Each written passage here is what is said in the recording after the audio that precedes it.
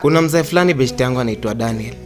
So jamaa kuna time alinunua tanki ya 24,000 liters around kitu 250,000. Imagine alitumia hiyo tank about 6 months hivi. After 6 months tanki ikacrack kwa outlet. Na hii ni kwa sababu plumber alitoboa hiyo tank kwa outlet hakuwekelea vizuri. So mtu alikuja akakanyaga hiyo place ikabomoka. So mzee hakuwa na rada yoyote kuhusu water tank repair Kenya.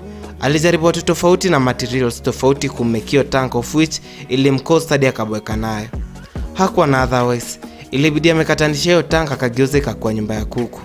Usiwahi tupa tanki yako, tupigie simu leo. Sofa Plastic Tank Repair Services countrywide, na tunakupatia warranty ya 1 year on our every repaired spot. Repair zetu zinakuanga permanent, though tunapatia nanga warranty juu ya wale doubting clients.